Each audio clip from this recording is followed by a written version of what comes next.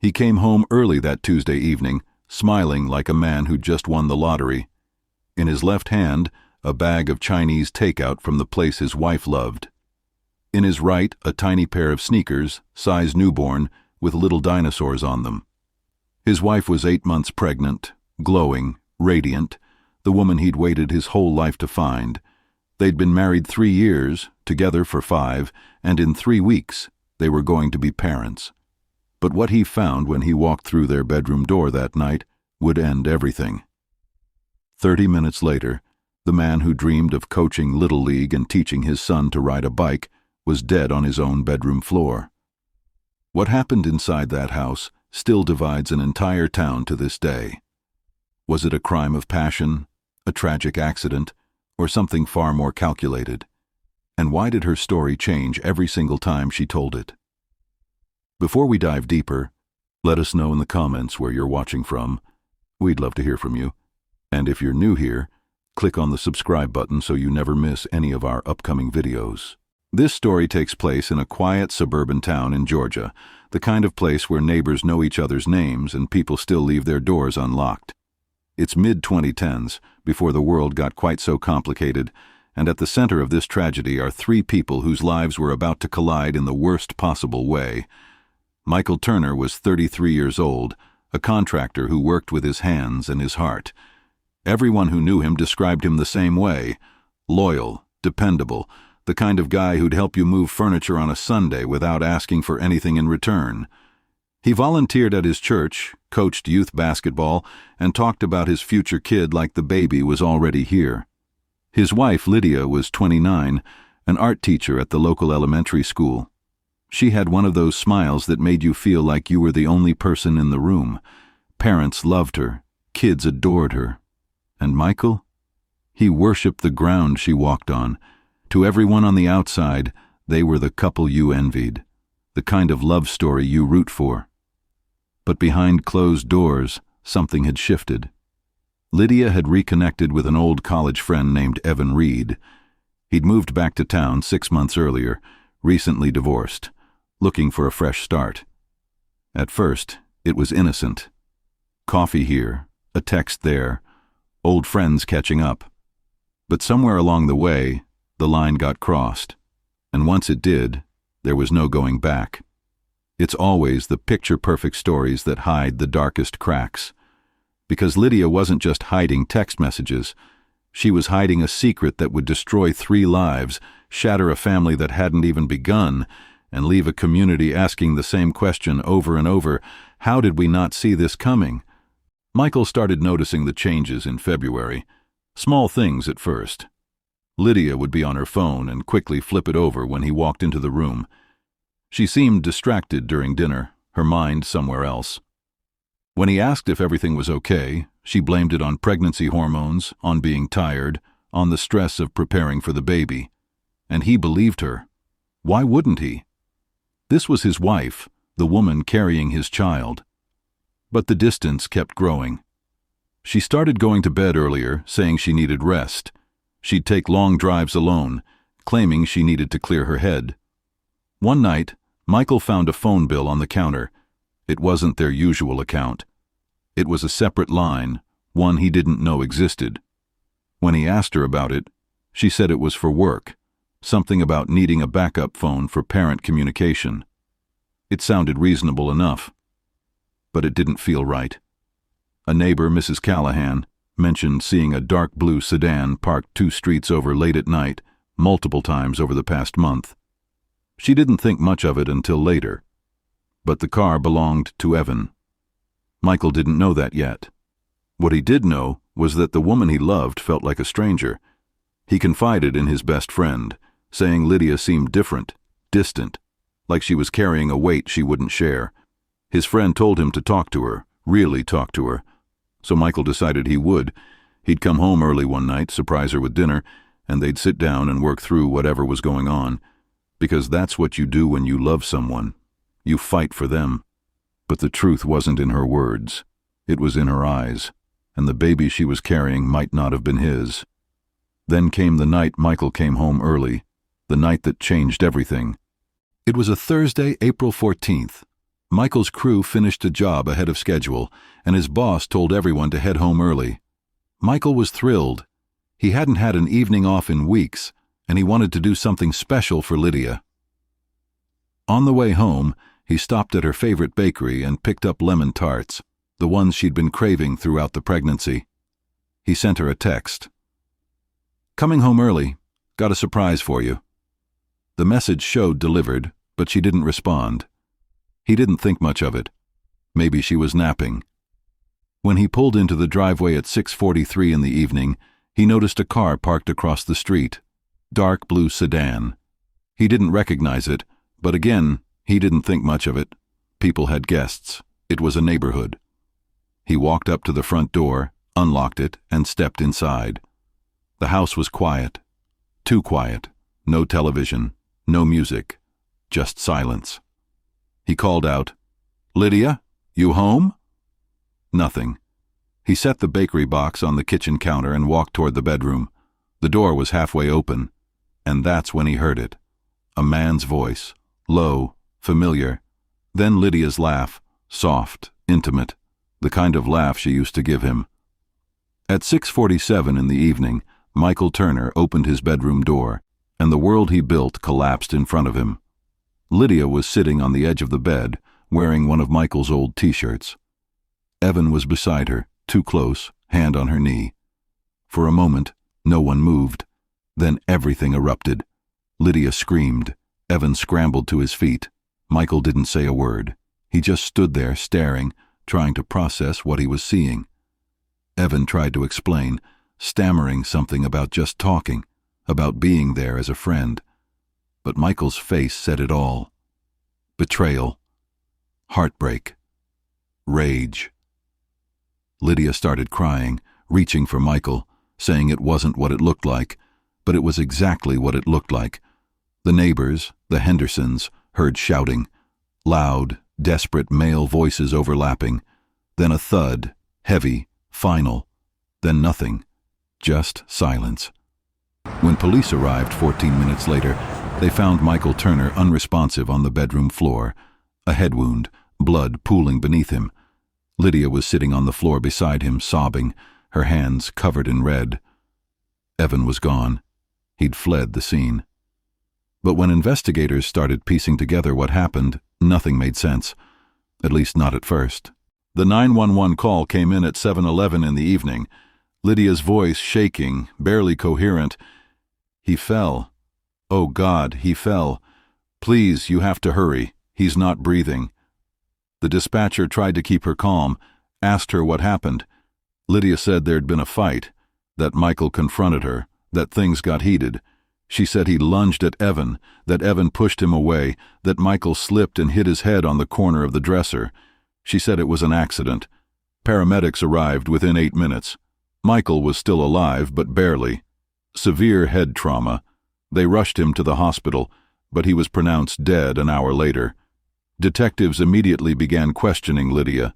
She was hysterical, claiming self-defense, saying Michael had been violent, that he'd grabbed her, that she feared for her life and the babies.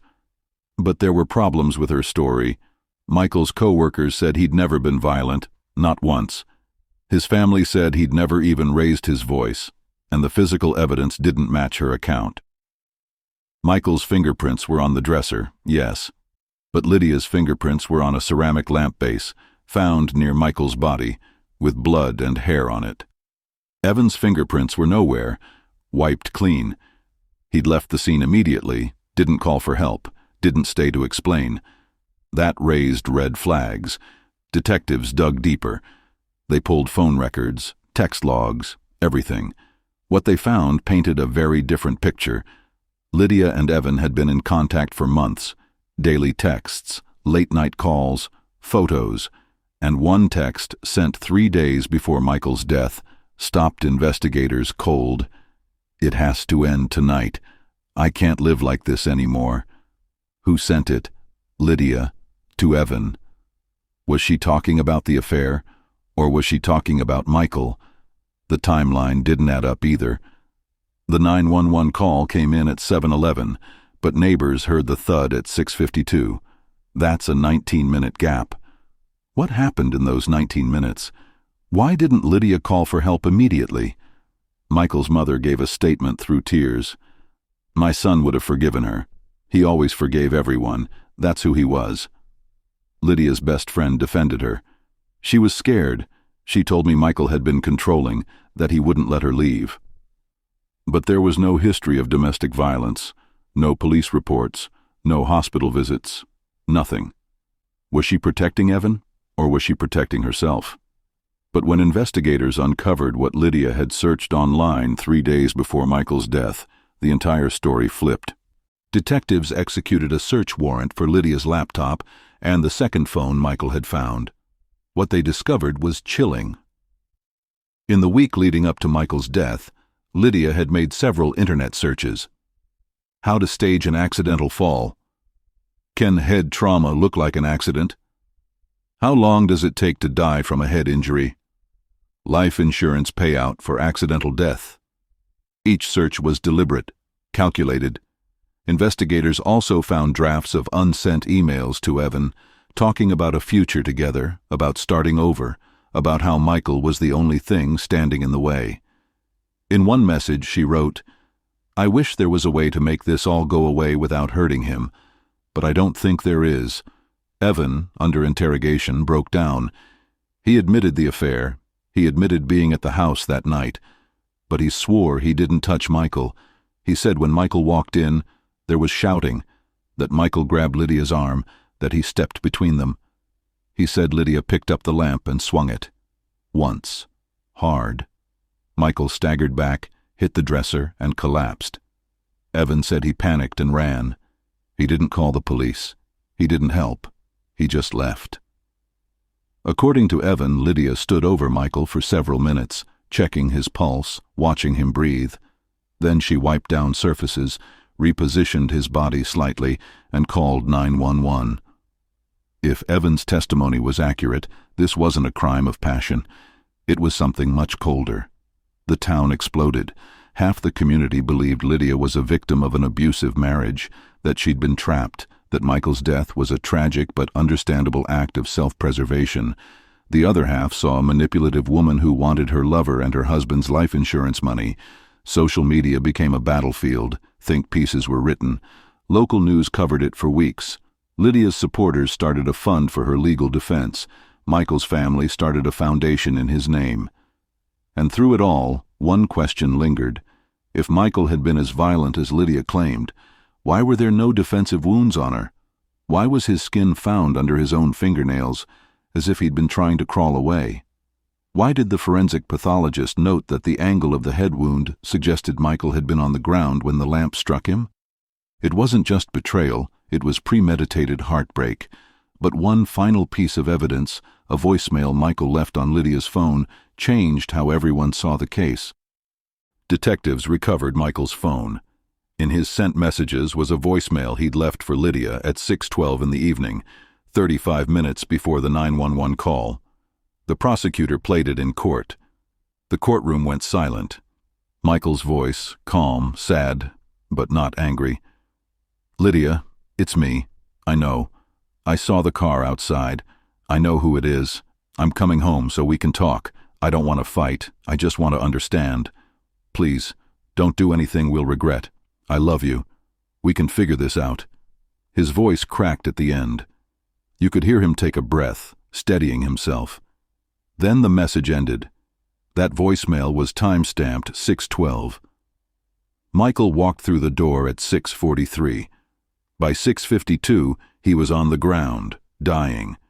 In those 40 minutes, he'd had time to think, to process, to decide how he wanted to handle the worst moment of his life. And he chose love. He chose conversation.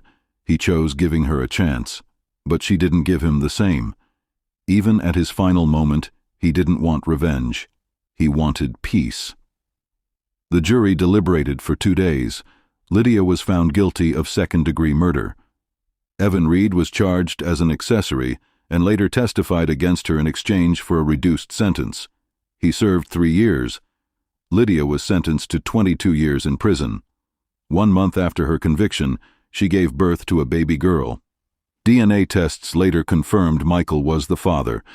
The baby was placed with Michael's mother, who now raises her granddaughter alone. Lydia's parental rights were terminated. Evan has since moved out of state. He doesn't speak publicly about what happened. Michael's family visits his grave every Sunday. On his headstone, they inscribed the last words he said to Lydia on that voicemail. "I love you. We can figure this out." But was it really justice? Or just another tragedy born from love? A man who loved too deeply. A woman who couldn't face her own lies. A child who will grow up with two graves instead of two parents and a photo album full of what-ifs. Michael Turner was 33 years old when he died. He never got to hold his daughter. He never got to teach her to ride a bike or read her bedtime stories or walk her down the aisle. All because the person he trusted most in the world decided her happiness mattered more than his life. Betrayal doesn't start the day you cheat. It starts the day you stop being honest. It starts the moment you choose yourself over the person who chose you. And love built on lies always ends in ashes. This story isn't just about infidelity or murder. It's about the choices we make when we think no one's watching. It's about the weight of secrets and the consequences of cowardice. Michael made a choice that night. He chose to come home, to talk, to forgive.